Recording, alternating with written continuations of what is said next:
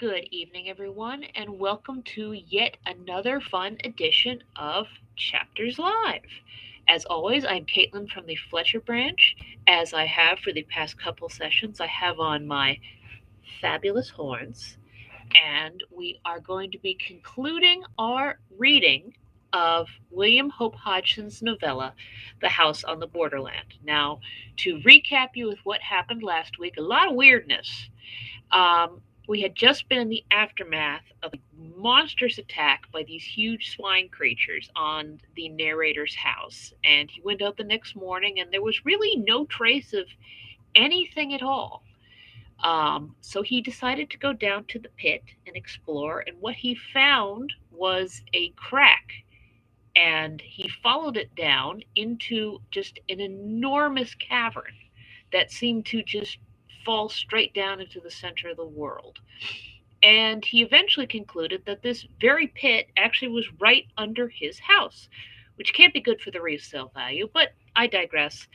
Anyway, he had discovered this huge pit underneath his house, and then a very strange thing occurred in which he was in his study and time just seemed to pass faster and faster and faster.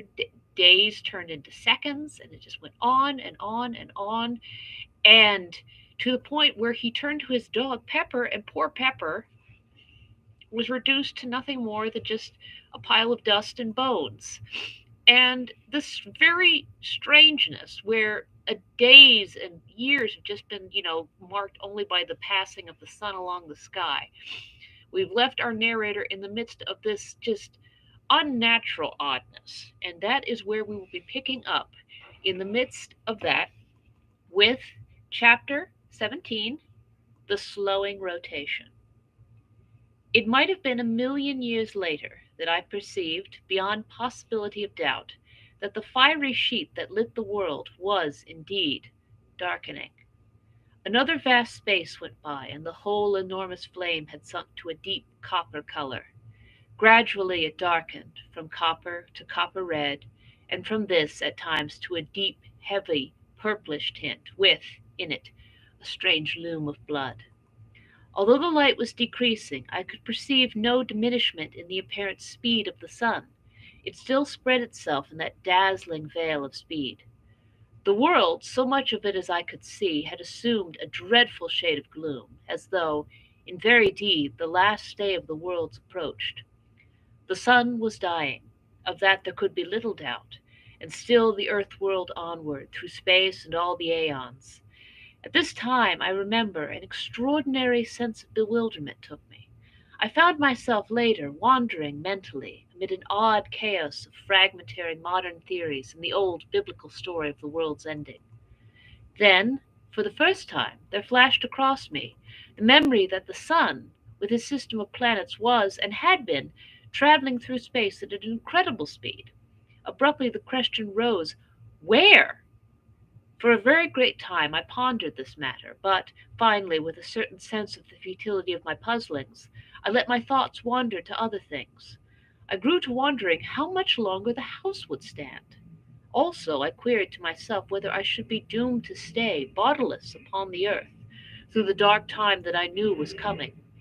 From these thoughts I fell again to speculations upon the possible direction of the sun's journey through space, and so another great while passed. Gradually, as time fled, I began to feel the chill of a great winter. Then I remembered that, with the sun dying, the cold must be, necessarily, extraordinarily intense. Slowly, slowly, as the aeons slipped into eternity, the earth sank into a heavier and redder gloom. The dull flame in the firmament took on a deeper tint, very somber and turbid. Then, at last, it was borne upon me that there was a change.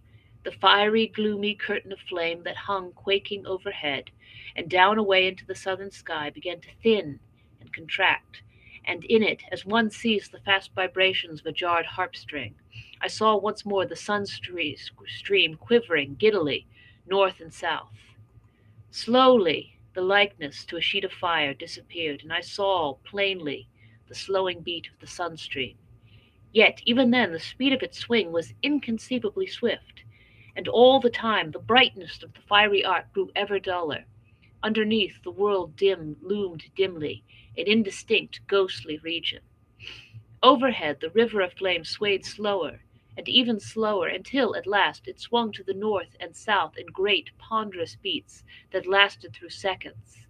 A long space went by, and now each sway of the great belt lasted nigh a minute, so that, after a great while, I ceased to distinguish it as a visible movement, and the streaming fire ran in a steady river of dull flame across the deadly-looking sky. An indefinite period passed, and it seemed that the arc of fire became less sharply defined. It appeared to me to grow more attenuated, and I thought blackish streaks showed occasionally. Presently, as I watched, the smooth onward flow ceased, and I was able to perceive that there came a momentary but regular darkening of the world. This grew until, once more, night descended, in short but periodic intervals, upon the wearying earth. Longer and longer became the nights, and the days equaled them, so that, at last, the day and the night grew to the duration of seconds in length, and the sun showed once more like an almost invisible, coppery red colored ball within the glowing mistiness of its flight. Corresponding to the dark lines showing at times in its trail, there were now distinctly to be seen on the half visible sun itself great dark belts. Year after year flashed into the past, and the days and nights spread into minutes. The sun had ceased to have the appearance of a tail, and now rose and set, a tremendous globe of a glowing copper bronze hue, in parts ringed with blood red bands, in others with the dusky ones that I have already mentioned. These circles, both red and black, were of varying thicknesses. For a time I was at a loss to account for their presence. Then it occurred to me that it was scarcely likely that the sun would cool evenly all over, and that these markings were due, probably, to differences in temperature of the various areas, the red representing those parts where the heat was still fervent, and the black those portions which were already comparatively cool. It struck me as a peculiar thing that the sun should cool in evenly defined rings, until I remembered that, possibly, they were but isolated patches, to which the enormous rotatory speed of the sun had imparted a belt-like appearance. The sun itself was very much greater than the sun I had known in the old world days, and from this I argued that it was considerably nearer. At nights the moon still showed, but small and remote, and the light she reflected was so dull and weak that she seemed little more than the small, dim ghost of the old moon that I had known.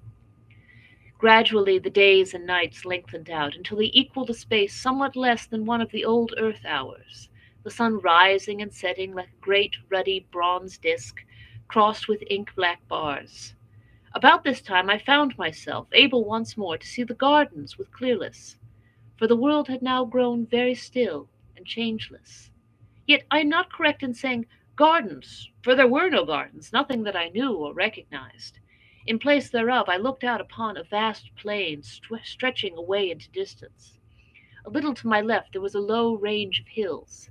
Everywhere there was a uniform white covering of snow, in places rising into hummocks and ridges. It was only now that I recognized how really great had been the snowfall. In places it was vastly deep, as was witnessed by a great upleaping wave-shaped hill away to my right, though it is not impossible that this was due, in part, to some rise in the surface of the ground. Strangely enough, the range of low hills to my left, already mentioned, was not entirely covered with the universal snow. Instead, I could see their bare, dark sides showing in several places, and everywhere and always there reigned an incredible death silence and desolation, the immutable, awful quiet of a dying world. All this time the days and nights were lengthening perceptibly. Already each day occupied maybe some 2 hours from dawn to dusk. At night I had been surprised to find that there were very few stars overhead, and these small, though of an extraordinary brightness, which I attributed to the peculiar but clear blackness of the night time. Away to the north I could discern a nebulous sort of mistiness, not unlike in appearance a small portion of the Milky Way. It might have been an extremely remote star cluster, or, the thought came to me suddenly, perhaps it was the sidereal universe that I had known, and now left far behind forever, a small, dimly glowing mist of stars far in the depths of space. Still, the days and nights lengthened slowly. Each time the sun rose duller than it had set, and the dark belts increased in breadth. About this time there happened a fresh thing. The sun, earth, and sky were suddenly darkened and apparently blotted out for a brief space. I had a sense, a certain awareness, I could learn little by sight, that the earth was enduring a very great fall of snow. Then, in an instant, the veil that had obscured everything vanished, and I looked out once more. A marvelous sight met my gaze. The hollow in which this house, with its gardens, stands, was brimmed with snow. It lipped over the sill of my window. Everywhere it lay, a great level stretch of white, which caught and reflected gloomily the somber, coppery glows of the dying sun. The world had become a shadowless plain from horizon to horizon. I glanced up at the sun. It shone with an extraordinary dull clearness. I saw it now as one who until then had seen it only through a partially obscuring medium. All about it the sky had become black, with a clear, deep blackness, frightful in its nearness, in its unmeasured deep, in its utter unfriendliness. For a great time I looked into it, newly and shaken and fearful. It was so near. Had I been a child, I might have expressed some of my sensation and distress by saying that the sky had lost its roof. Later I turned and peered about me into the room. Everywhere it was covered by a thin shroud of the all-pervading white. I could see it but dimly by reason of the somber light that now lit the world. It appeared to cling to the ruined walls, and the soft, thick dust of the years that covered the floor knee-deep was nowhere visible. The snow must have blown in through the open framework of the windows. Yet in no place had it drifted, but lay everywhere about the great old room, smooth and level. Moreover, there had been no wind these many thousand years, but there was the snow, as I have told, and all the earth was silent, and there was a cold, such as no living man can ever have known. The earth was now illuminated by day with a most doleful light beyond my power to describe. It seemed as though I looked at the great plain through the medium of a tinted sea. It was evident that the earth's rotary movement was departing steadily. The end came all at once. The night had been the longest yet, and when the dying sun showed at last above the world's edge, I had grown so wearied of the dark that I greeted it as a friend. It rose steadily until about 20 degrees above the horizon. Then it stopped suddenly, and after a strange retrograde movement hung motionless, a great shield in the sky. Only the circular rim of the sun shone bright, only this, and one thin streak of light near the equator. Gradually, even this thread of light died out, and now all that was left of our great and glorious sun was a vast, dead disk, rimmed with a thin circle of bronze-red light. Chapter 18. The Green Star. The world was held in a savage gloom, cold and intolerable. Outside all was quiet, quiet. From the dark room behind me came the occasional soft thud of falling matter, fragments of rotting stone. So time passed, and night grasped the world, wrapping it in wrappings of impenetrable blackness. There was no night sky as we know it. Even the few straggling stars had vanished conclusively. I might have been in a shuttered room without a light for all that I could see. Only, in the impalpableness of gloom opposite, burnt that vast, encircling hair of dull fire. Beyond this, there was no ray in all the vastitude of night that surrounded me, save that, far in the north, that soft, mist-like glow still shone. Silently, years moved on. What period of time passed, I shall never know. It seemed to me, waiting there, that eternities came and went stealthily, and still I watched. I could see only the glow of the sun's edge. At times, for now, it had commenced to come and go, lighting up a while, and again becoming extinguished. All at once, during one of these periods of life, a sudden flame cut across the night, a quick flare that lit up the dead earth shortly, giving me a glimpse of its flat lonesomeness. The light appeared to come from the sun, shooting out from somewhere near its center, diagonally. A moment I gazed, startled, then the leaping flame sank and the gloom fell again. But now it was not so dark, and the sun was belted by a thin line of vivid white light. I stared intently. Had a volcano broken out on the sun? Yet I negatived the thought as soon as formed. I felt that the light had been far too intensely white and large for such a cause. Another idea there was that suggested itself to me. It was that one of the inner planets had fallen into the sun, becoming incandescent under that impact. This theory appealed to me as being more plausible, and accounting more satisfactorily for the extraordinary size and brilliance of the blaze that had lit up the dead world so unexpectedly. Full of interest and emotion, I stared across the blackness at that line of white fire cutting the night. One thing it told to me unmistakably: the sun was yet rotating at an enormous speed. Thus I knew that the years were still fleeting at an incalculable rate, though as far as the earth was concerned, light and life and time were things belonging to a period lost in the long ago ages. After that one burst of flame, the light had shone only as an encircling band of bright fire. Now, however, as I watched, it began slowly to sink into a ruddy tint, and later to a dark copper red color, much as the sun had done. Presently it sank to a deeper hue, and in a still further space of time it began to fluctuate, having periods of glowing and anon dying. Thus, after a great while, it disappeared. Long before this, the smoldering edge of the sun had deadened into blackness. And so, in that supremely future time, the world, dark and intensely silent, rode on in its gloomy orbit about the ponderous mass of the dead sun. My thoughts at this period can be scarcely described. At first they were chaotic and wanting in coherence, but later, as the ages came and went, my soul seemed to imbibe the very essence of the oppressive solitude and dreariness that held the earth. With this feeling there came a wonderful clearness of thought, and I realized despairingly that the world might wander forever through that enormous night. For a while the unwholesome idea filled me with a sensation of overbearing desolation, so that I could have cried like a child. In time, however, this feeling grew, almost insensibly, less, and an unreasoning hope possessed me. Patiently I waited. From time to time the noise of dropping particles behind in the room came dully to my ears. Once I heard a loud crash and turned instinctively to look, forgetting for the moment the impenetrable night in which every detail was submerged. In a while my gaze sought the heavens, turning unconsciously toward the north. Yes, the nebulous glow still showed. Indeed, I could have almost imagined that it looked somewhat plainer. For a long time I kept my gaze fixed upon it, feeling in my lonely soul that its soft haze was in some way a tie with the past. Strange, the trifles from which one can suck comfort. And yet, had I but known, but I shall come to that in its proper time.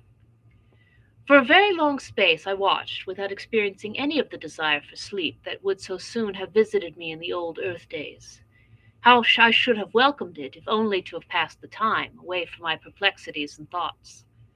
Several times the comfortless sound of some great piece of masonry falling disturbed my meditations, and once it seemed I could hear whispering in the room behind me. Yet it was utterly useless to try to see anything. Such blackness as existed scarcely can be conceived. It was palpable and hideously brutal to the sense, as though something dead pressed up against me, something soft and icily cold. Under all this there grew up within my mind a great and overwhelming distress of uneasiness that left me but to drop me into an uncomfortable brooding. I felt that I must fight against it, and presently, hoping to distract my thoughts, I turned to the window and looked up toward the north, in search of the nebulous whiteness, which still I believed to be the far and misty glowing of the universe we had left. Even as I raised my eyes, I was thrilled with a feeling of wonder, for now the hazy light had resolved into a single great star, of vivid green. As I stared, astonished, the thought flashed into my mind that the earth must be traveling toward the star, not away, as I had imagined. Next, that it could not be the universe the earth had left, but possibly an outlying star, belonging to some vast star cluster hidden in the enormous depths of space. With a sense of commingled awe and curiosity, I watched it, wondering what new thing was to be revealed to me. For a while vague thoughts and speculations occupied me, during which my gaze dwelt insatiably upon that one spot of light in the otherwise pit-like blackness. Hope grew up within me, banishing the oppression of despair that had seemed to stifle me. Wherever the earth was traveling, it was at least going once more toward the realms of light. Light! One must spend an eternity wrapped in soundless night to understand the full horror of being without it. Slowly but surely the star grew upon my vision until, in time, it shone as brightly as had the planet Jupiter in the old Earth days. With increased size, its color became more impressive, reminding me of a huge emerald, scintillating rays of fire across the world. Years fled away in silence, and the green star grew into a great splash of flame in the sky. A little later I saw a thing that filled me with amazement. It was the ghostly outline of a vast crescent. In the night, a gigantic new moon seeming to be growing out of the surrounding gloom. Utterly bemused, I stared at it. It appeared to be quite close, comparatively, and I puzzled to understand how the earth had come so near to it without my having seen it before. The light thrown by the star grew stronger, and presently I was aware that it was possible to see the earthscape again, though indistinctly. A while I stared, trying to make out whether I could distinguish any detail of the world's surface, but I found the light insufficient. In a little I gave up the attempt and glanced once more toward the star. Even in the short space that my attention had been diverted, it had increased considerably, and seemed now, to my bewildered sight, about a quarter of the size of the full moon. The light it threw was extraordinarily powerful, yet its color was so abominably unfamiliar that such of the world as I could see showed unreal, more as though I looked out upon a landscape of shadow than aught else. All this time the great crescent was increasing in brightness, and began now to shine with a perceptible shade of green. Steadily the star increased in size and brilliancy until it showed fully as large as half a full moon, and, as it grew greater and brighter, so did the vast crescent throw out more and more light, though of an ever deepening hue of green. Under the combined blaze of their radiances, the wilderness that stretched before me became steadily more visible. Soon I seemed able to stare across the whole world, which now appeared beneath the strange light, terrible in its cold and awful flat dreariness. It was a little later that my attention was drawn to the fact that this great star of green flame was slowly sinking out of the north toward the east. At first I could scarcely believe that I saw aright, but soon there could be no doubt that it was so.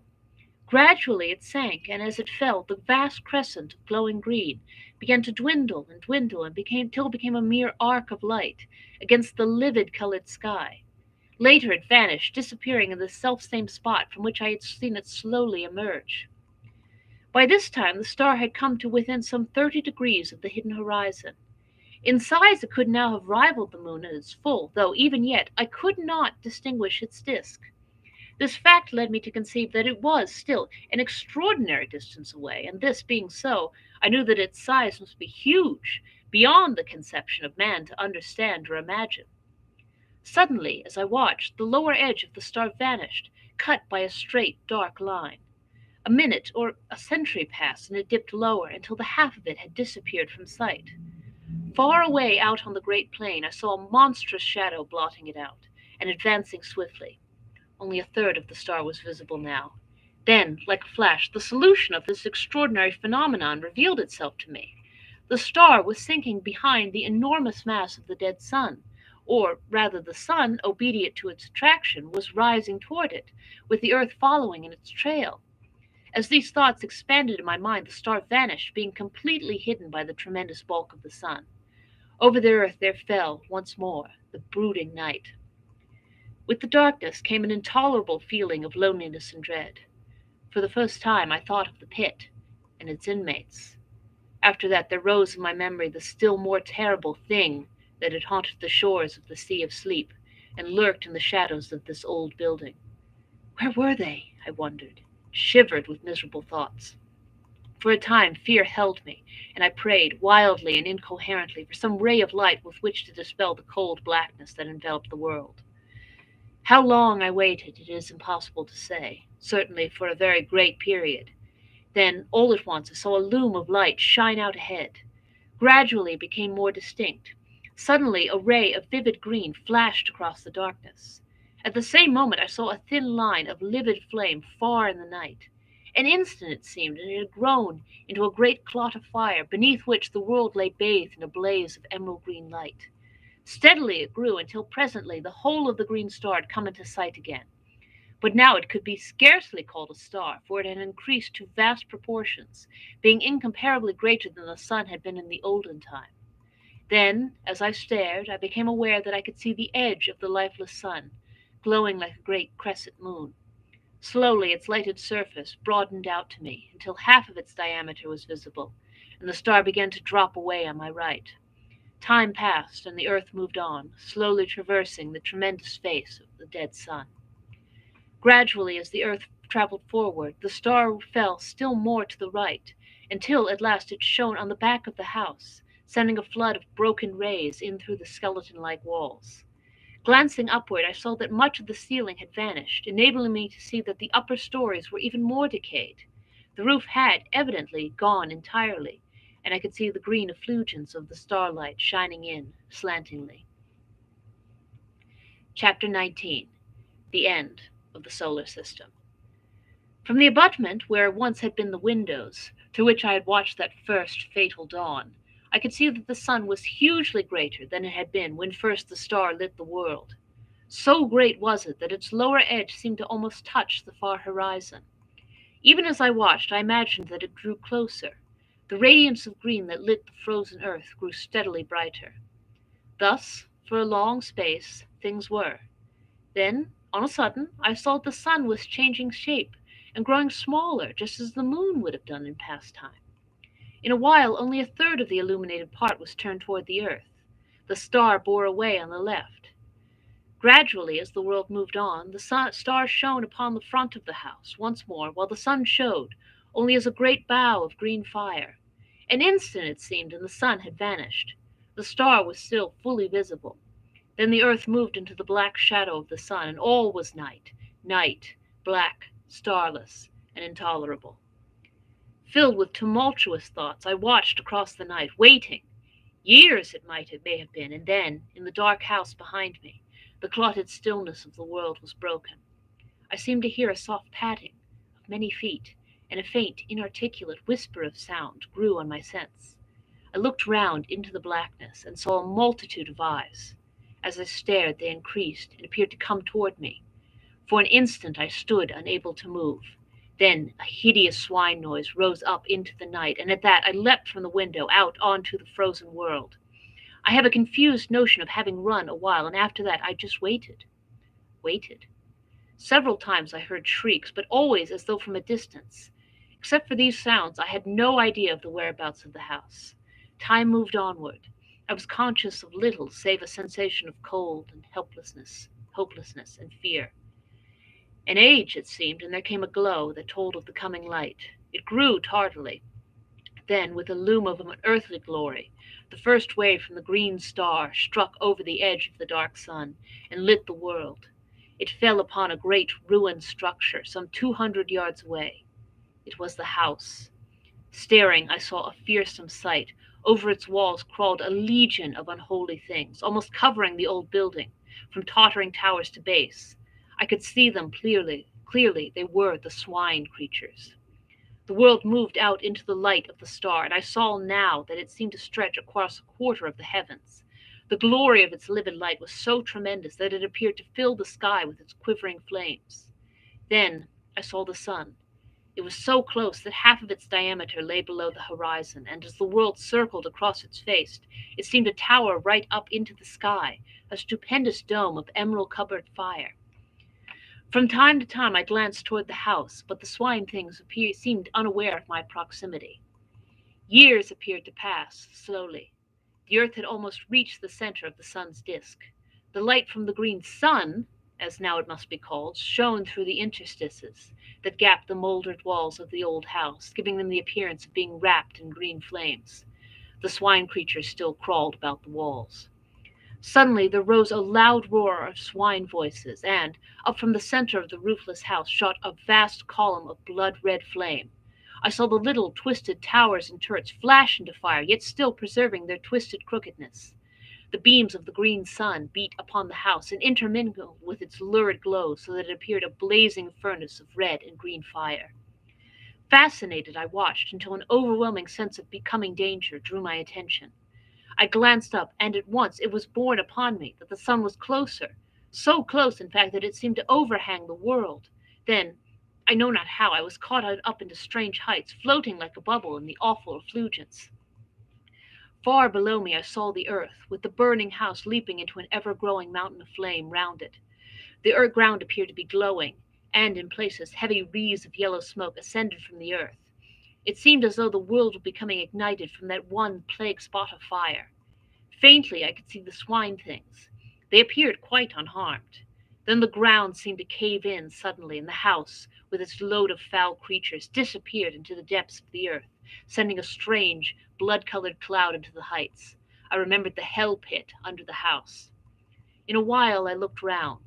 The huge bulk of the sun rose high above me. The distance between it and the earth grew rapidly less. Suddenly the earth appeared to shoot forward. In a moment it had traversed the space between it and the sun. I heard no sound, but out from the sun's face gushed an ever-growing tongue of dazzling flame. It seemed to leap almost to the distant green sun, shearing through the emerald light, a very cataract of blinding fire. It reached its limit and sank, and on the earth glowed a vast splash of burning white, the grave of the earth. The sun was very close to me now. Presently I found that I was rising higher, until at last I rode above it in the emptiness. The green sun was now so huge that its breath seemed to fill up all the sky ahead. I looked down and noted that the sun was passing directly beneath me. A year may have gone by, or a century, and I was left suspended, alone. The sun showed far in front, a black, circular mass against the molten splendor of the great green orb.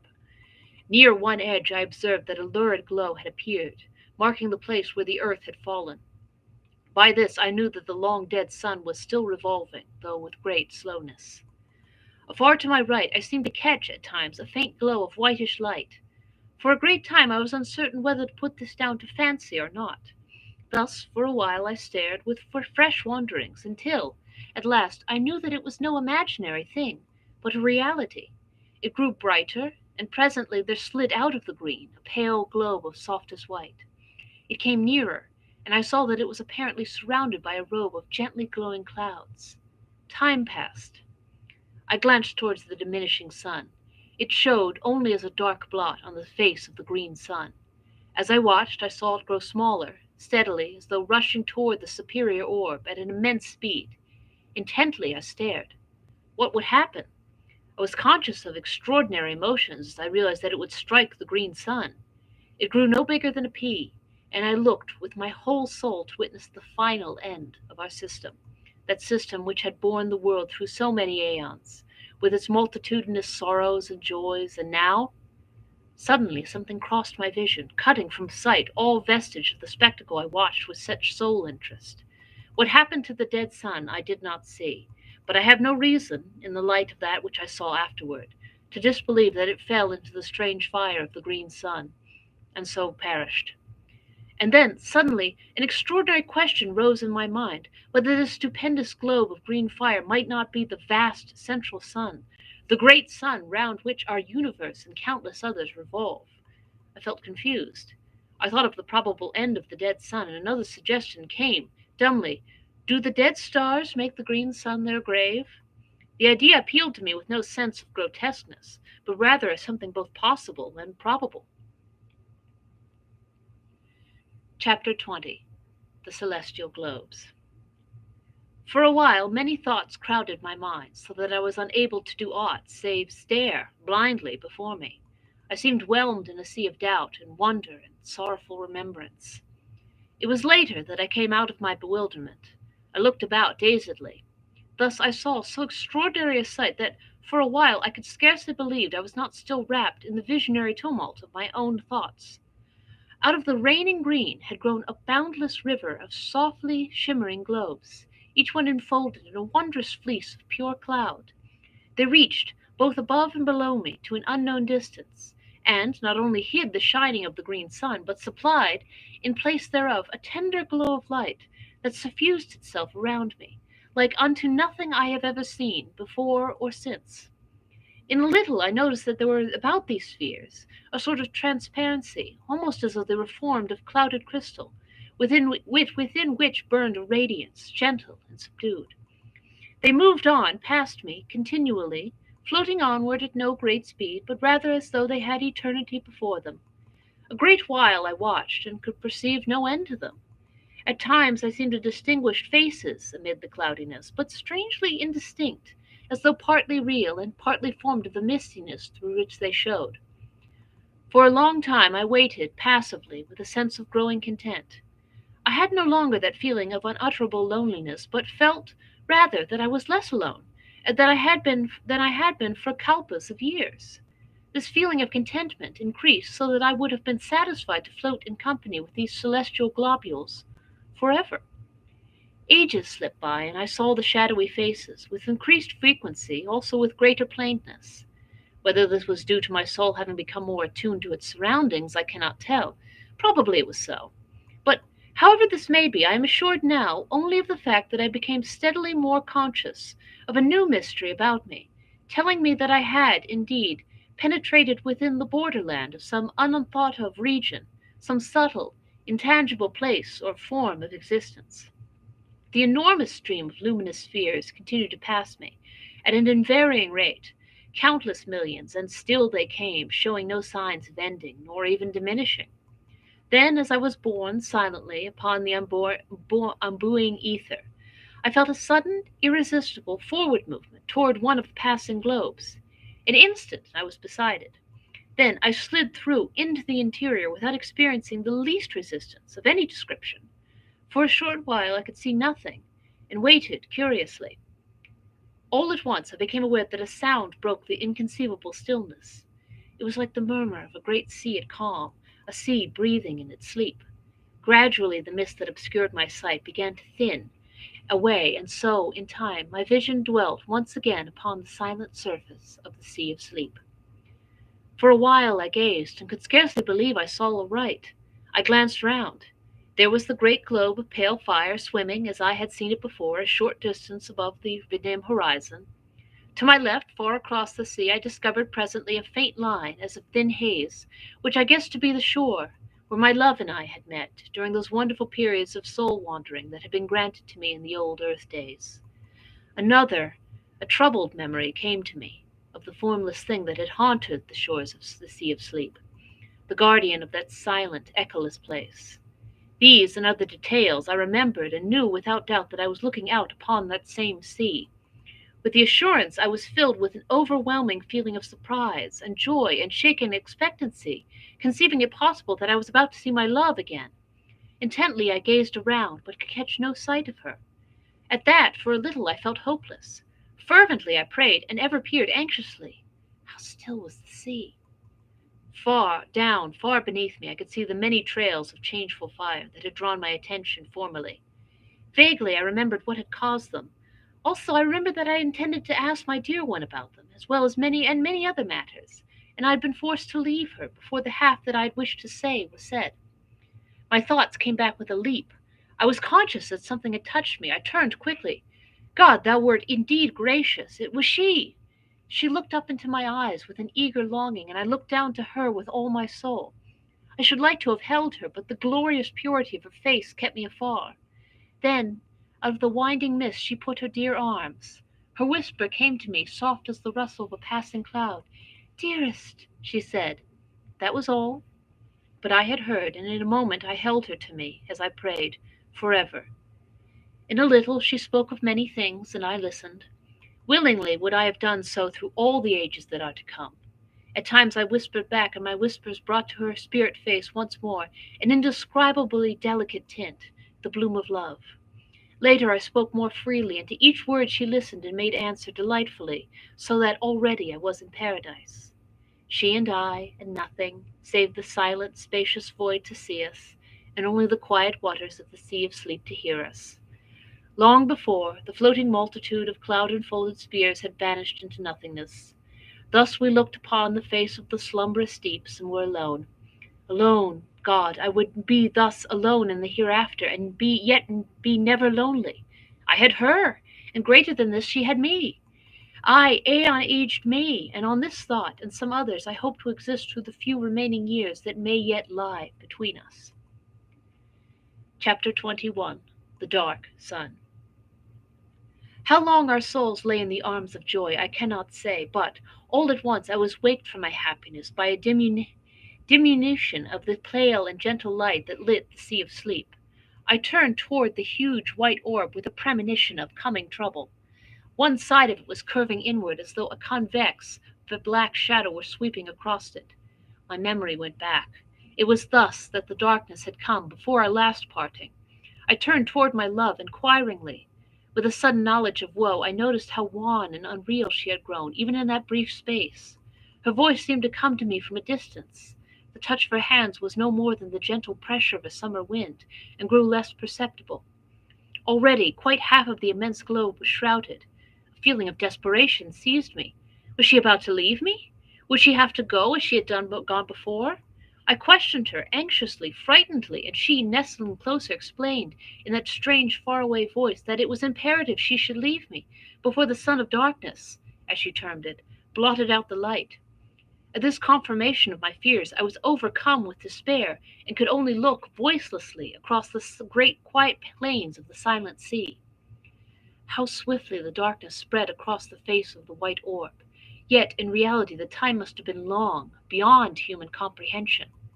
At last only a crescent of pale fire lit the now dim sea of sleep. All this while she had held me, but with so soft a caress that I had been scarcely conscious of it.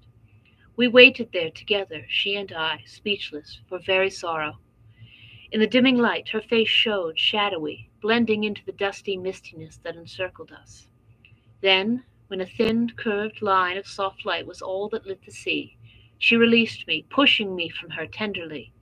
Her voice sounded in my ears, "I may not stay longer, dear one." It ended in a sob. She seemed to float away from me and became invisible.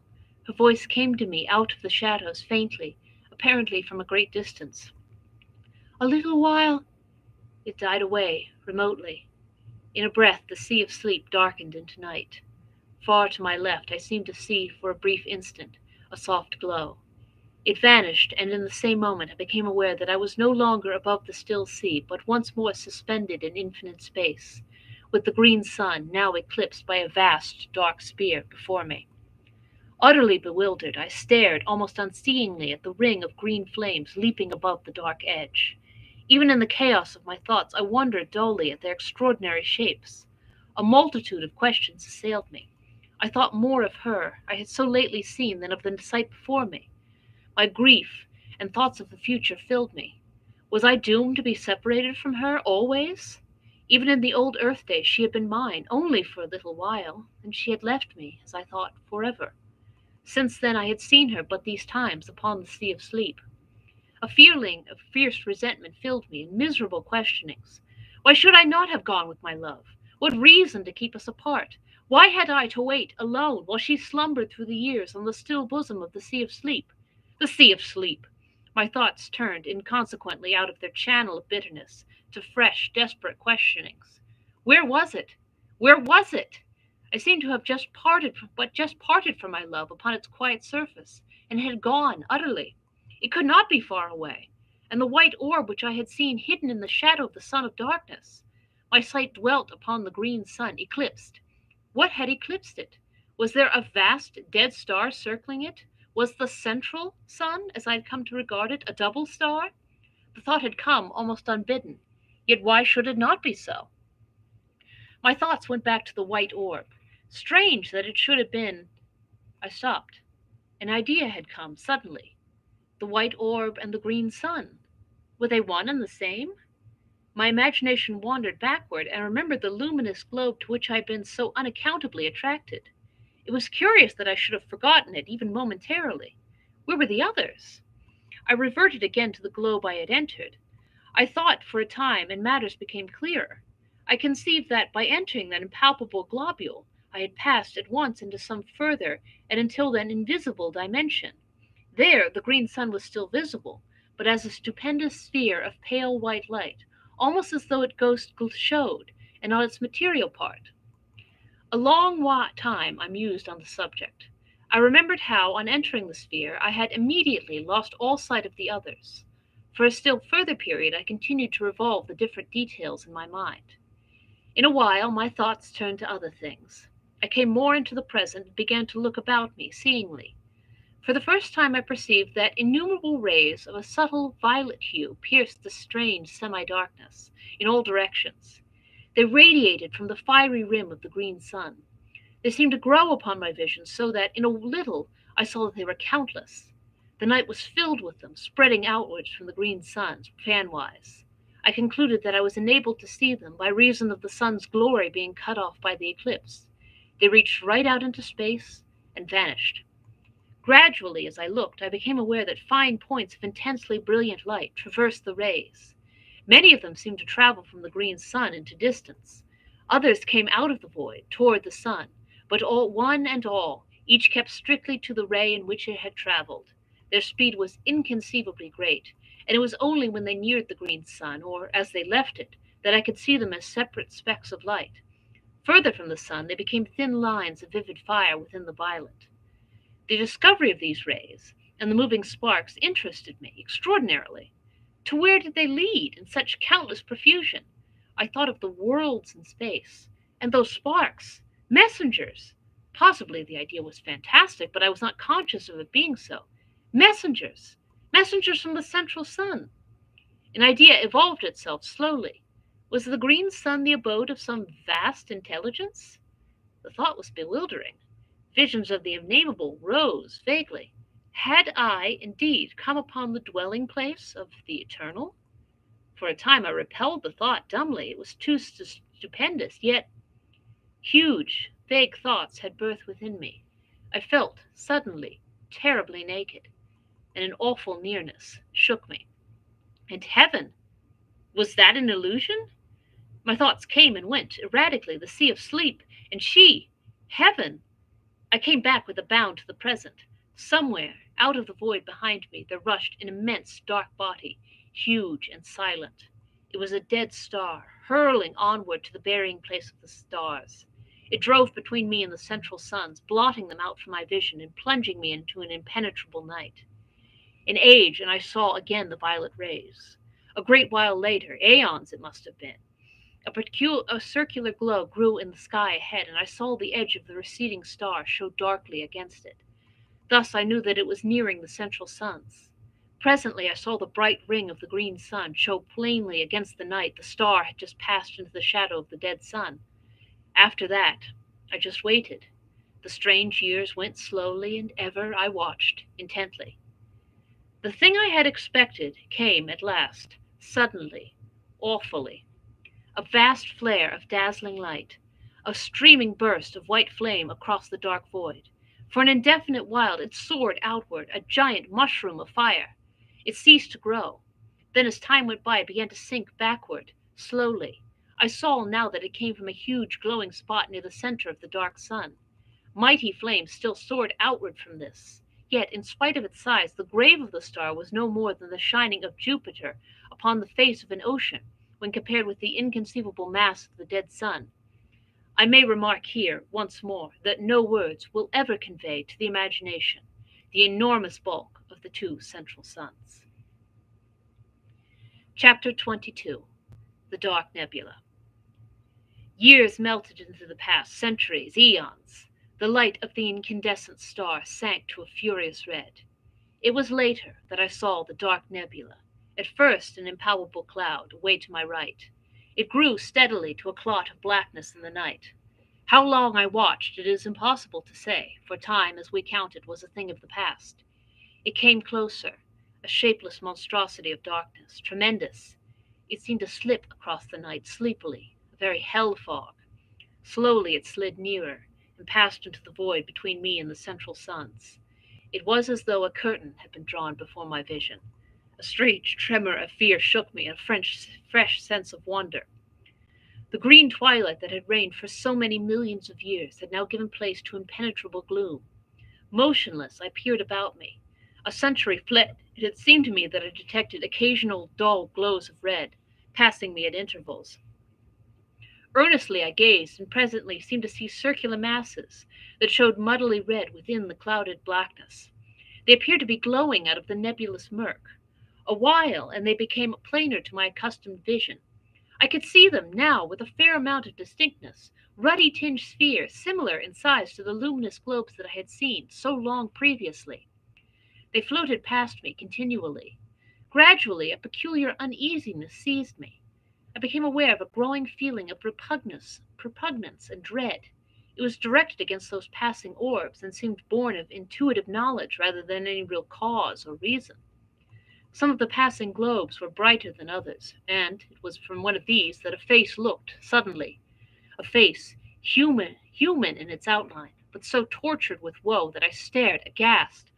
I had not thought that there was such sorrow as I saw there. I was conscious of an added sense of pain on perceiving that the eyes, which glared so wildly, were sightless. A while longer I saw it, then it had passed on into the surrounding gloom. After this I saw others, all wearing that look of hopeless sorrow, and blind. A long time went by, and I became aware that I was nearer to the orbs than I had been. At this I grew uneasy, though I was less in fear of those strange globules than I had been before seeing their sorrowful inhabitants, for sympathy had tempered my fear. Later there was no doubt but that I was being carried closer to the red spheres, and presently I floated among them. In a while I perceived one bearing down upon me. I was helpless to move from its path.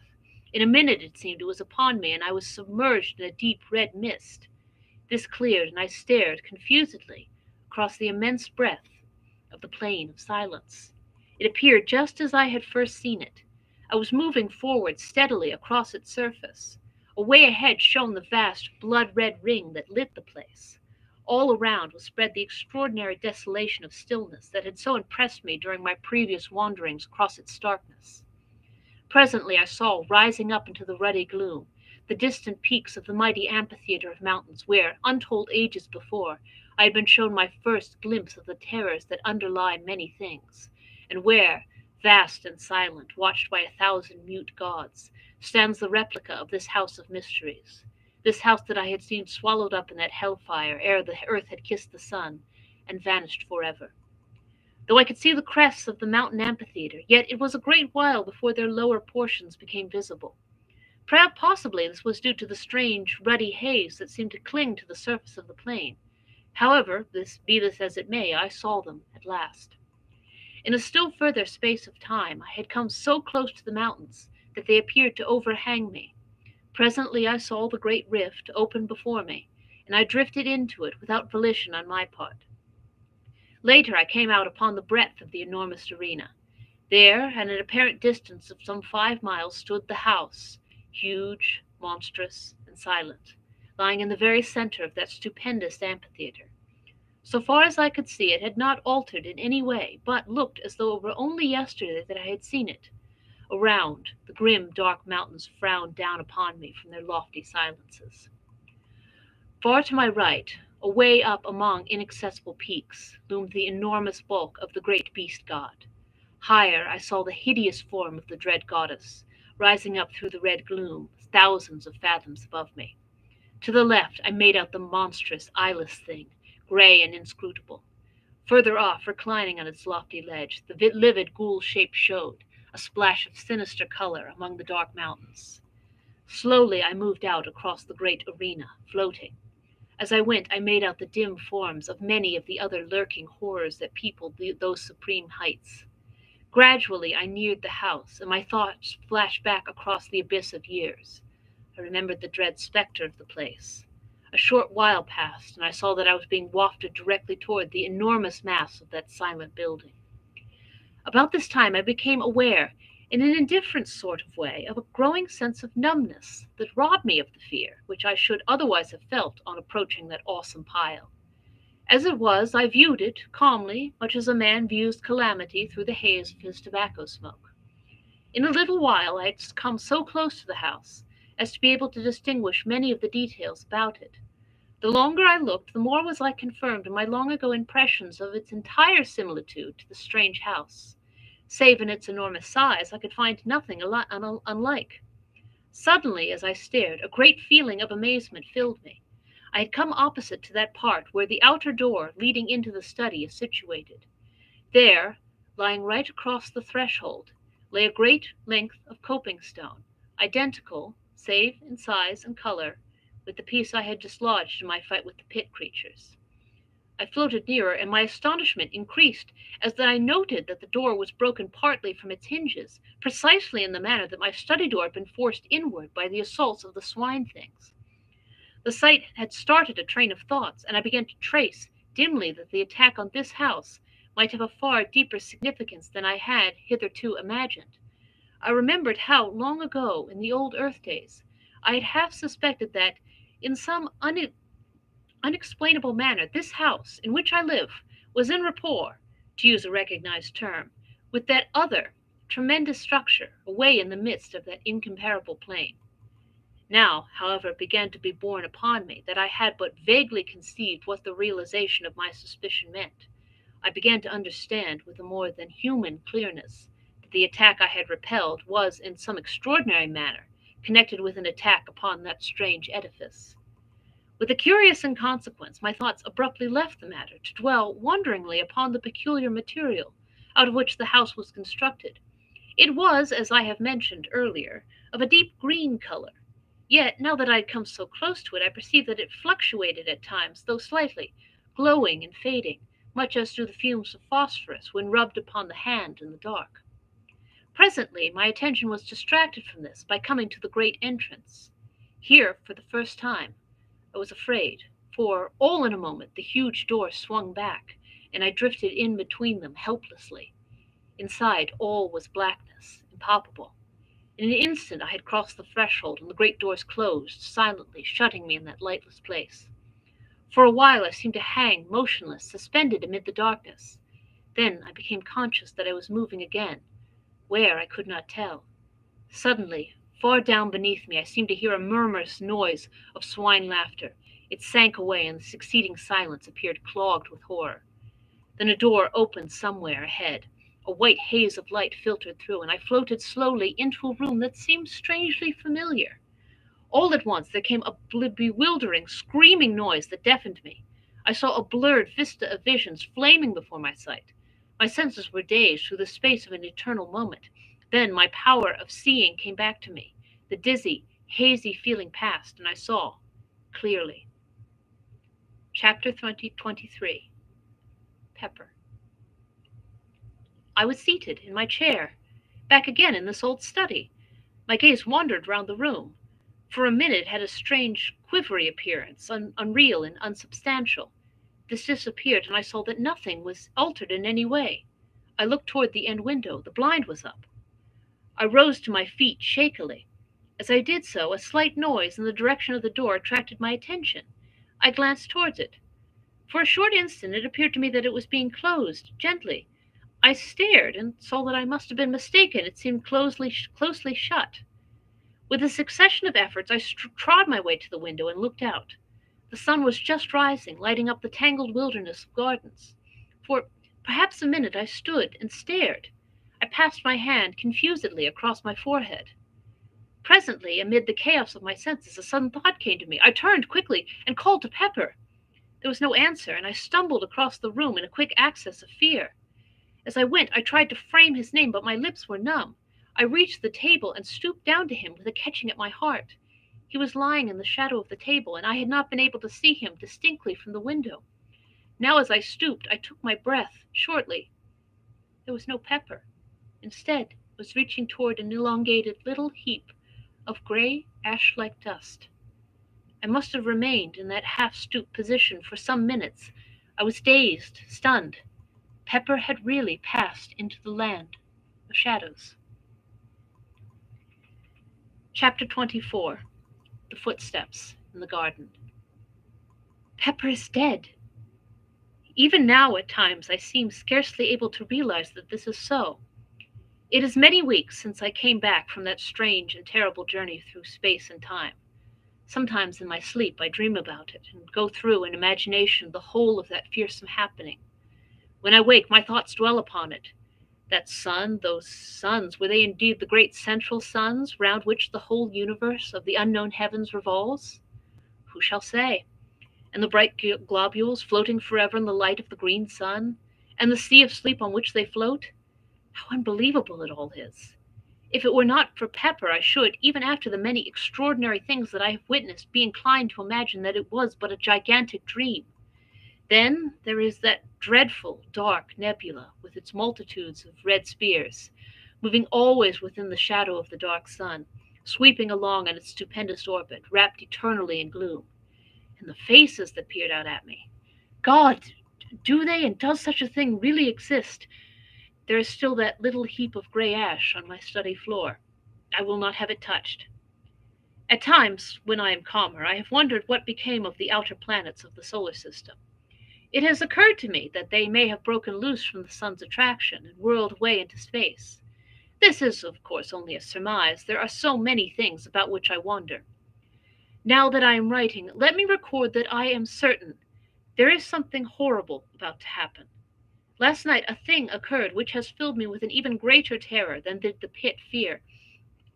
I will write it down now, and if anything more happens, endeavor to make a note of it at once. I have a feeling that there is more in this last affair than in all those others. I'm shaky and nervous even now as I write. Somehow I think death is not very far away. Not that I fear death, as death is understood, yet there is that in the air which bids me fear, an intangible cold horror. I felt it last night. It was thus. Last night I was sitting here in my study, writing. The door leading into the garden was half open. At times the metallic rattle of a dog's chain sounded faintly. It belongs to the dog I have bought, since Pepper's death. I will not have him in the house, not after Pepper. Still, I have felt it better to have a dog about the place. They are wonderful creatures. I was much engrossed in my work, and the time passed quickly. Suddenly I heard a soft noise in the path outside in the garden. Pat, pat, pat it went, with a stealthy, curious sound. I sat upright with a quick movement and looked out through the open door. Again the noise came, pat, pat, pat. It appeared to be approaching. With a slight feeling of nervousness, I stared into the gardens, but the night hid everything. Then the dog gave a long howl, and I started. For a minute, perhaps, I peered intently, but could hear nothing. After a little, I picked up the pen which I had laid down and recommenced my work. The nervous feeling had gone, for I imagined that the sound I had heard was nothing more than the dog walking round his kennel at the length of his chain. A quarter of an hour may have passed, then all at once the dog howled again, and with such a plaintively sorrowful note that I jumped to my feet, dropping my pen and inking the page on which I was at work. "Cursed dog!" I muttered, noting what I had done. Then, even as I said the words, there sounded again that queer pat, pat, pat. It was horribly close, almost by the door, I thought. I knew now that it could not be the dog. His chain would not allow him to come so near. The dog's growl came again, and I noted subconsciously the taint of fear in it. Outside on the window sill I could see Tip, my sister's pet cat. As I looked, it sprang to its feet, its tail swelling visibly. For an instant it stood thus, seeming to stare fixedly at something in the direction of the door. Then quickly it began to back along the sill until, reaching the wall at the end, it could go no further. There it stood, rigid, as though frozen in an attitude of extraordinary terror. Frightened and puzzled, I seized a stick from the corner and went toward the door silently, taking one of the candles with me. I had come to within a few paces of it when suddenly a peculiar sense of fear thrilled through me, a fear, palpitant and real, whence I knew not, but nor why. So great was the feeling of terror that I wasted no time, but retreated straightway, walking backward and keeping my gaze fearfully on the door. I would have given much to rush at it, fling it to, and shoot the bolts, for I have had it repaired and strengthened, so that now it is far stronger than it has been. Like Tip, I continued my almost unconscious progress backward till the wall brought me up. At that I started nervously and glanced round apprehensively. As I did so, my eyes dwelt momentarily on the rack of firearms, and I took a step toward them, but stopped, with a curious feeling that they would be needless. Outside in the gardens the dog moaned strangely. Suddenly from the cat there came a fierce, long screech. I glanced jerkily in its direction. Something, luminous and ghostly, encircled it and grew upon my vision. It resolved into a glowing hand, transparent, with a lambent greenish flame flickering over it. The cat gave a last awful caterwaul, and I saw it smoke and blaze. My breath came with a gasp, and I leant against the wall. Over that part of the window there spread a smudge, green and fantastic. It hid the thing from me, though through the glare of fire shone through, dully. A stench of burning stole into the room. Pad, pad, pad.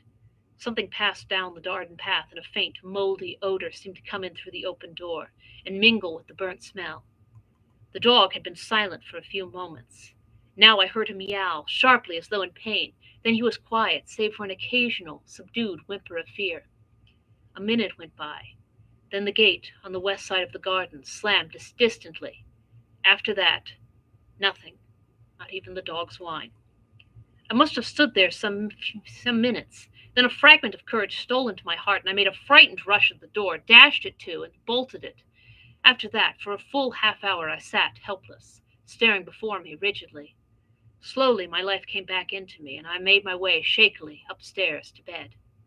That is all. Chapter 25. The Thing from the Arena. This morning, early, I went through the gardens, but found everything as usual.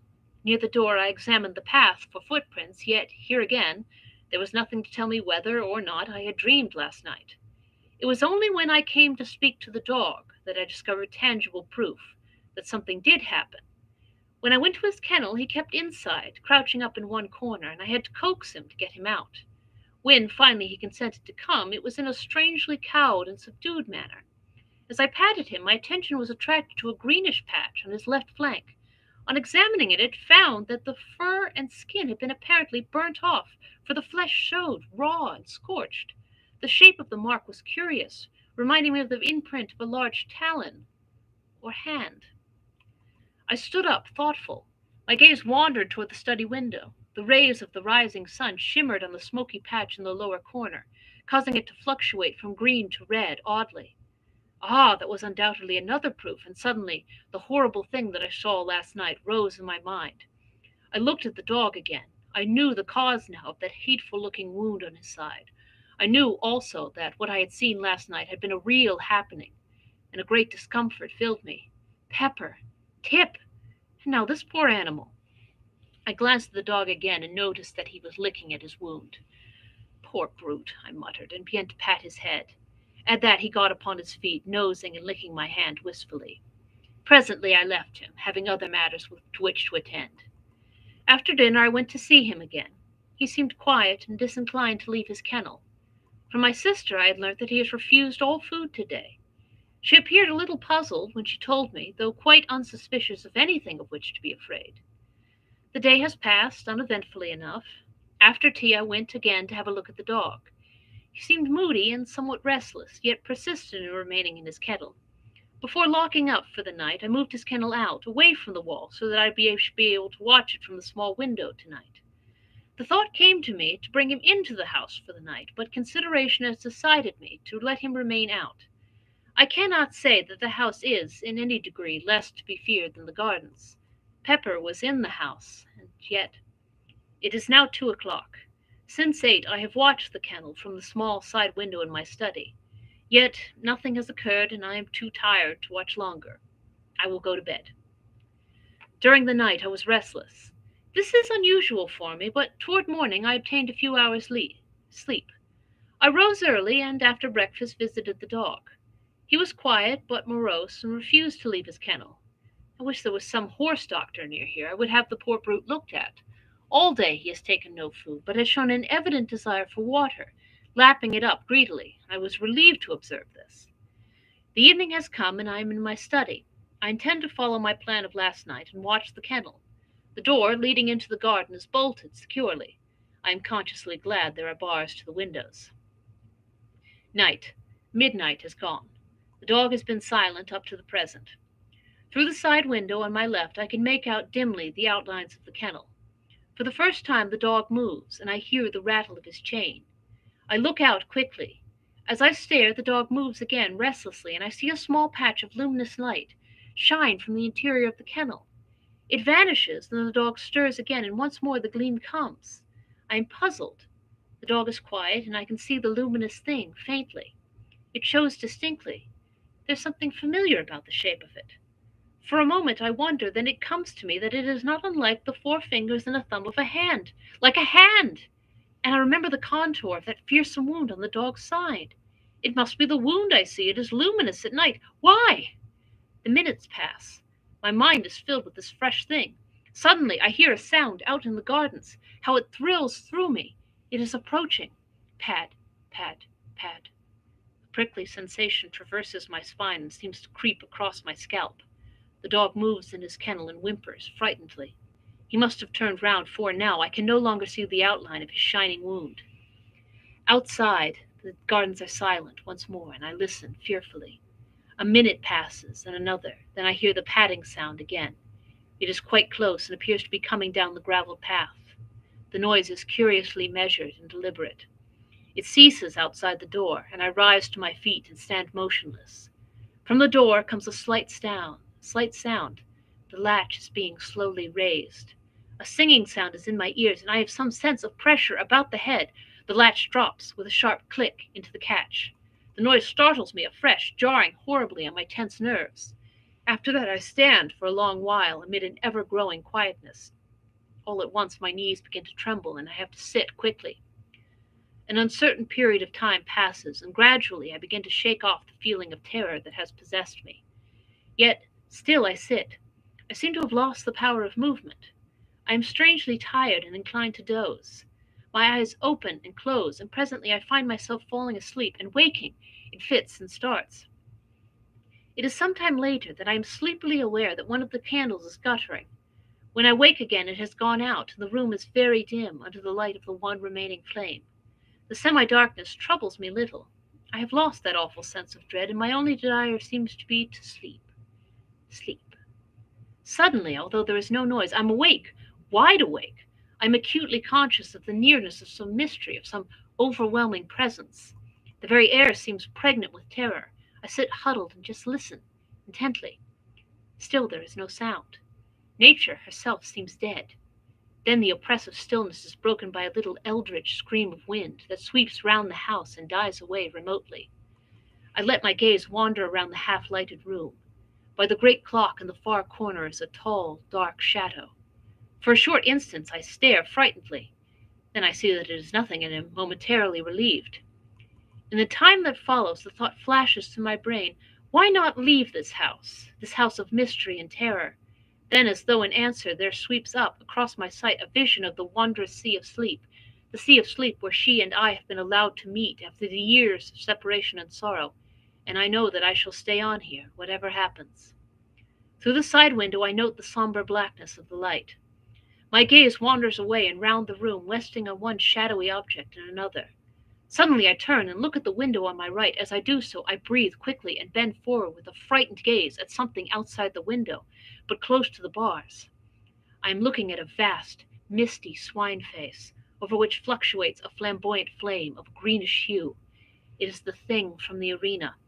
The quivering mouth seems to drip with a continual phosphorescent slaver. The eyes are staring straight into the room with an inscrutable expression. Thus I sit, rigidly, frozen. The thing has begun to move. It is turning slowly in my direction. Its face is coming round toward me. It sees me. Two huge, inhumanly human eyes are looking through the dimness at me. I am cold with fear, yet even now I am keenly conscious, and note in an irrelevant way that the distant stars are blotted out by the mass of the giant face. A fresh horror has come to me. I am rising from my chair without the least intention. I am on my feet, and something is impelling me toward the door that leads out into the gardens. I wish to stop, but cannot. Some immutable power is opposed to my will, and I go slowly forward, unwilling and resistant. My glance flies round the room helplessly and stops at the window. The great swine face has disappeared, and I hear again that stealthy pad, pad, pad. It stops outside the door toward which I am being compelled. This succeeds a short, intense silence. Then there comes a sound. It is the rattle of the latch being slowly lifted. At that I am filled with desperation. I will not go forward another step. I make a vast effort to return, but it is as though I press back upon an invisible wall. I groan out loud in the agony of my fear, and the sound of my voice is frightening. Again comes that rattle, and I shiver clammily. I fight, and struggle to hold back, but it is no use. I am at the door, and in a mechanical way I watch my hand go forward to undo the topmost bolt. It does so entirely without my volition. Even as I reach up toward the bolt, the door is violently shaken, and I get a sickly whiff of moldy air which seems to drive in through the interstices of the doorway. I draw the bolt back, slowly, fighting dumbly the while. It comes out of its socket with a click, and I begin to shake anguishedly. There are two more, one at the bottom of the door, the other a mass of affairs placed about the middle. For perhaps a minute I stand with my arms hanging slackly by my sides. The influence to meddle with the fastenings of the door seems to have gone. All at once there comes the sudden rattle of iron at my feet. I glance down quickly and realize with an unspeakable terror that my foot is pushing back the lower bolt. An awful sense of helplessness assails me. The bolt comes out of its hold with a slight, ringing sound, and I stagger back on my feet, grasping at the great central bolt for support. A minute passes, an eternity, then another. My God, help me! I am being forced to work upon the last fastening. I will not! Better to die than open to the terror that is in the other side of the door. Is there no escape? God help me! I have jerked the bolt half out of its socket. My lips emit a hoarse scream of terror. The bolt is three parts drawn now, and still my unconscious hands work toward my doom. Only a fraction of steel between my soul and that. Twice I scream out in the supreme agony of my fear. Then, with a mad effort, I tear my hands away. My eyes seem blinded. A great blackness is falling upon me. Nature has come to my rescue. I feel my knees giving. There is a loud, quick thudding upon the door, and I am falling, falling. I must have lain there at least a couple of hours. As I recover, I am aware that the other candle is burnt out, and that the room is in an almost total darkness. I cannot rise to my feet, for I am cold and filled with a terrible cramp. Yet my brain is clear, and there is no longer the strain of that unholy influence. Cautiously, I get upon my knees and feel for the central bolt. I find it and push it securely back into its socket, then the one at the bottom of the door. By this time, I am able to rise to my feet, and so manage to secure the fastening at the top. After that, I go down upon my knees again and creep away among the furniture in the direction of the stairs. By doing this, I am safe from observation from the window. I reach the opposite door, and as I leave the study, cast one nervous glance over my shoulder toward the window.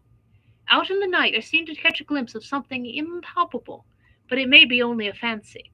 Then I am in the passage and on the stairs. Reaching my bedroom, I clamber into bed, all clothed as I am, and pull the bedclothes over me. There, after a while, I begin to regain a little confidence. It is impossible to sleep, but I am grateful for the added warmth of the bedclothes. Presently I try to think over the happenings of the past night, but though I cannot sleep, I find that it is useless to attempt consecutive thought. My brain seems curiously blank. Toward morning I begin to toss uneasily. I cannot rest, and after a while I get out of bed and pace the floor. The wintry dawn is beginning to creep through the windows and shows the bare discomfort of the old room. Strange that, through all these years, it has never occurred to me how dismal the place really is. And so a time passes. From somewhere downstairs a sound comes up to me. I go to the bedroom door and listen. It is Mary, bustling about the great old kitchen getting the breakfast ready. I feel little interest. I'm not hungry. My thoughts, however, continue to dwell upon her. How little the weird happenings in this house seem to trouble her. Except in the incident of the pit creature, she has seemed unconscious of anything unusual occurring. She is old, like myself, yet how little we have to do with one another. Is it because we have nothing in common, or only that, being old, we care less for society than quietness? These and other matters pass through my mind as I meditate, and help to distract my attention for a while from the oppressive thoughts of the night. After a time, I go to the window and, opening it, look out. The sun is now above the horizon, and the air, though cold, is sweet and crisp. Gradually my brain clears, and a sense of security for the time being comes to me. Somewhat happier, I go downstairs and out into the garden to have a look at the dog. As I approach the kennel, I am greeted by the same moldy stench that assailed me at the door last night. Shaking off a momentary sense of fear, I call to the dog, but he takes no heed, and after calling once more, I throw a small stone into the kennel. At this he moves uneasily, and I shout his name again, but do not go closer. Presently my sister comes out and joins me in trying to coax him from the kennel. In a little the poor beast rises and shambles out, lurching queerly. In the daylight he stands swaying from side to side and blinking stupidly. I look and note that the horrid wound is larger, much larger, and seems to have a whitish, fungoid appearance. My sister moves to fondle him, but I detain her and explain that I think it will be better not to go too near him for a few days, as it is impossible to tell what may be the matter with him, and it is well to be cautious. A minute later she leaves me, coming back with a basin of odd scraps of food. This she places on the ground near the dog, and I push it into his reach with the aid of a branch broken from one of the shrubs. Yet, though the meat should be tempting, he takes no notice of it, but retires to his kennel. There is still water in his drinking vessel, so after a few moments' talk we go back to the house. I can see that my sister is much puzzled as to what is the matter with the animal, yet it would be madness even to hint the truth to her. The day slips away uneventfully, and night comes on. I have determined to repeat my experiment of last night. I cannot say that it is wisdom, yet my mind is made up. Still, however, I have taken precautions, for I have driven stout nails in at the back of each of the three bolts that secure the door opening from the study into the gardens. This will, at least, prevent a recurrence of the danger I ran last night. From 10 to about 2:30 I watch, but nothing occurs, and finally I stumble off to bed, where I am soon asleep. Chapter 26. The Luminous Speck. I awake suddenly. It is still dark. I turn over once or twice in my endeavors to sleep again, but I cannot sleep. My head is aching slightly, and by turns I am hot and cold. In a little I give up the attempt and stretch out my hand for the matches. I will light my candle and read a while. Perhaps I will be able to sleep after a time. For a few moments I grope, then my hand touches the box, but as I open it I am startled to see a phosphorescent speck of fire shining amid the darkness. I put out my other hand and touch it. It is on my wrist. With a feeling of vague alarm I strike a light hurriedly and look, but can see nothing save a tiny scratch. Fancy, I mutter with a half sigh of relief. Then the match burns my finger and I drop it quickly. As I fumble for another, the thing shines out again. I know now that it is no fancy. This time I light the candle and examine the place more closely. There's a slight greenish discoloration round the scratch. I'm worried and puzzled. Then a thought comes to me. I remember the morning after the thing appeared. I remember that the dog licked my hand. It was this one with the scratch on it, though I have not even been conscious of the abasement until now. A horrible fear has come to me. It creeps into my brain. The dog's wound shines at night. With a dazed feeling, I sit down on the side of the bed and try to think, but cannot. My brain seems numbed with the sheer horror of this new fear. Time moves on, unheeded. Once I rouse up and try to persuade myself that I am mistaken, but it is no use. In my heart, I have no doubt. Hour after hour, I sit in the darkness and silence and shiver hopelessly. The day has come and gone, and it is night again. This morning, early, I shot the dog and buried it away among the bushes. My sister is startled and frightened, but I am desperate. Besides, it is better so. The foul growth had almost hidden its left side, and the place on my wrist has enlarged perceptibly.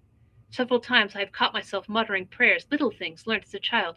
God, Almighty God, help me! I shall go mad. 6 days, and I have eaten nothing. It is night. I am sitting in my chair. Ah, God, I wonder have any ever felt the horror of life that I have come to know. I am swathed in terror. I feel ever the burning of this dread growth. It has covered all my right arm and side, and is beginning to creep up my neck. Tomorrow it will eat into my face. I shall become a terrible mass of living corruption. There is no escape. Yet a thought has come to me, born of a sight on the gun rack, on the other side of the room. I have looked again with the strangest of feelings. The thought grows upon me. God, thou knowest, thou must know that death is better, better 1,000 times than this. This! Jesus, forgive me, but I cannot live, cannot, I dare not. I am beyond all help. There is nothing else left. It will at least spare me that final horror. I think I must have been dozing. I am very weak and oh, so miserable and tired. Tired. The rustle of the paper tries my brain. My hearing seems preternaturally sharp. I will sit a while and think. Hush! I hear something down in the cellars. It is a creaking sound. My God, it is the opening of the great oak trap. What can be doing that? The scratching of my pen deafens me. I must listen. There are steps on the stairs, strange padding steps that come up and nearer. Jesus, be merciful to me, an old man. There is something fumbling at the door handle. Oh God, help me now. Jesus, the door is opening slowly. Something. Chapter 27. Conclusion. I put down the manuscript and glanced across at Tonneson. He was sitting, staring out into the black. I waited a minute, then I spoke. Well? I said. He turned slowly and looked at me. His thoughts seemed to have gone out of him into a great distance. Was he mad? I asked, and indicated the manuscript with a half nod. Tonneson stared at me unseeingly a moment. Then his wits came back to him, and suddenly he comprehended my question. No, he said. I opened my lips to offer a contradictory opinion, for my sense of the saneness of things would not allow me to take the story literally. Then I shut them again without saying anything. Somehow the certainty in Tonneson's voice affected my doubts. I felt, all at once, less assured, though I was by no means convinced as yet. After a few moments' silence, Tonneson rose stiffly and began to undress. He seemed disinclined to talk, so I said nothing, but followed his example. I was weary, though still full of the story I had just read. Somehow, as I rolled into my blankets, there crept into my mind a memory of the old gardens as we had seen them. I remembered the odd fear that the place had conjured up in our hearts, and it grew upon me with conviction that Tonneson was right. It was very late when we rose, nearly midday, for the greater part of the night had been spent in reading the manuscript. Tonneson was grumpy, and I felt out of sorts. It was a somewhat dismal day, and there was a touch of chilliness in the air. There was no mention of going out fishing on either of our parts. We got dinner, and after that just sat and smoked in silence. Presently Tonneson asked for the manuscript. I handed it to him, and he spent most of the afternoon in reading it through by himself. While he was thus employed, the thought came to me. What do you say to having another look at... I nodded my head downstream. Tonneson looked up. Nothing, he said abruptly, and somehow I was less annoyed than relieved at his answer. After that I left him alone. A little before tea time he looked up at me curiously. Sorry, old chap, if I was a bit short with you just now. Just now, indeed, he had not spoken for the last 3 hours. But I would not go there again, and he inclined with his head, for anything that you could offer me. Ugh! And he put down that history of a man's terror and hope and despair. The next morning we rose early and went for our accustomed swim. We had partly shaken off the depression of the previous day, and so took our rods when we finished breakfast and spent the day at our favorite sport. After that we enjoyed our holiday to the utmost, though both of us looked forward to the time when our driver should come, for we were tremendously anxious to inquire of him, and through him among the people of the tiny hamlet, whether any of them could give us information about that strange garden, lying away by itself in the heart of an almost unknown tract of country. At last the day came on which we expected the driver to come across for us. He arrived early while we were still abed, and the first thing we knew he was at the opening of the tent, inquiring whether we had had good sport. We replied in the affirmative, and then, both together almost in the same breath, we asked the question that was uppermost in our minds. Did he know anything about an old garden, and a great pit, and a lake situated some miles away down the river? Also, had he heard of a great house thereabouts? No, he did not, and had not, yet, say, he had heard a rumor, once upon a time, of a great old house standing alone out in the wilderness, but if you remembered rightly, it was a place given over to the fairies, or if that had not been so, he was certain that there had been something queer about it. And anyway, he had heard nothing of it for a very long while, not since he was quite a goosen. No, he could not remember anything particular about it. Indeed, he did not know he remembered anything at all, till we questioned him. Look here, said Tonneson, taking that this was all about all he could tell us. Just take a walk round the village where we dress and find out something if you can. With a nondescript salute, the man departed on his errand, while we made haste to get into our clothes, after which we began to prepare breakfast. We were just sitting down to it when he returned. It's all in bed, the lazy devil, said sir, he said with a repetition of the salute, and an appreciative eye to the good things spread out in a provision chest, which we utilized as a table. Oh, well, sit down, replied my friend, and have something to eat with us, which the man did so without delay. After breakfast, Tonneson sent him off again on the same errand, while we sat and smoked. He was away some 3/4 of an hour, and when he returned, it was evidence that he had found out something. It appeared that he had got into conversation with an ancient man of the village, who probably knew more, though it was little enough, of the strange house than any other person living. The substance of this knowledge was that, in the ancient man's youth, and goodness knows how long back that was, there had stood a great house in the center of the gardens, where now was left only that fragment of ruin. This house had been empty for a great while, years before his, the ancient man's, birth. It was a place shunned by the people of the village, as it had been shunned by their fathers before them. There were many things said about it, and all were of evil. No one ever went near it, either by day or night. In the village it was a synonym of all that is unholy and dreadful.